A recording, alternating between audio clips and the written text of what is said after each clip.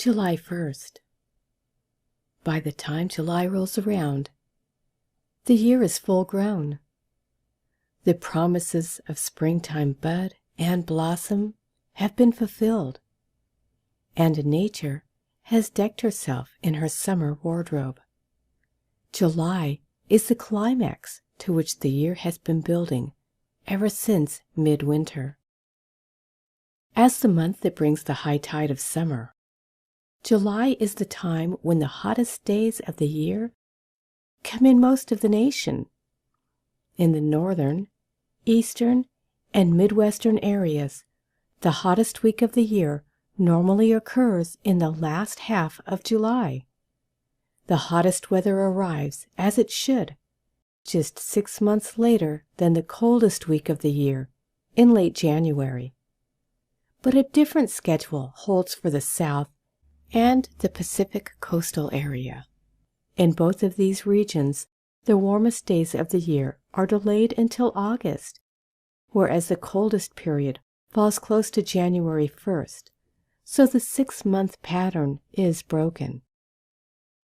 The Pacific states and the South take about 7 months to go from the coldest time of the year to the warmest, and then they return to the coldest period in only 5 months.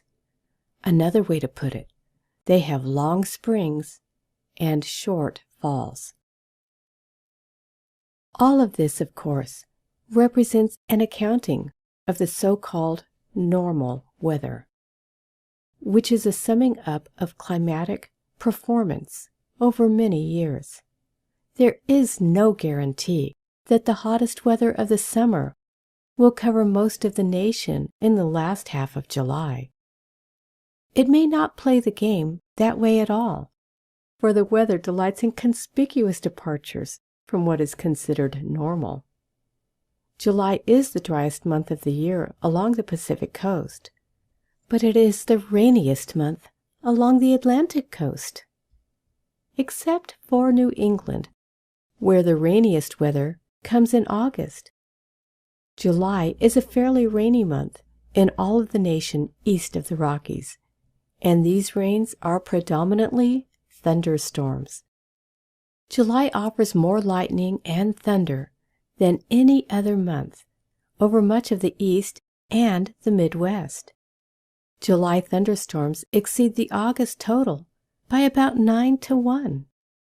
July weather installs a remarkable uniformity of weather from one end of the nation to the other. The sun is boss, and the same apparel will be suitable for Texas or Maine, for Minnesota or for Florida. The average July temperature in Minneapolis, 74 degrees, is only 9 degrees cooler than the average for Miami. And only 2 degrees separates Atlanta's average of 79 degrees from New York City's 77. July averages in the low 80s are typical for Central Texas, but also for places as far north as Iowa, Indiana, and Virginia. Only along the Pacific coast does this uniformity of temperatures seem to break down. July averages exceed 90 degrees throughout the Arizona and Southern California desert areas, and 80 plus is the average for California's Central Valley. Yet the city of Los Angeles enjoys a cool 74-degree average, and San Francisco is even cooler at 62. Sitting there in its year-round draft from the Pacific, San Francisco is the coolest major city in the nation during the summer.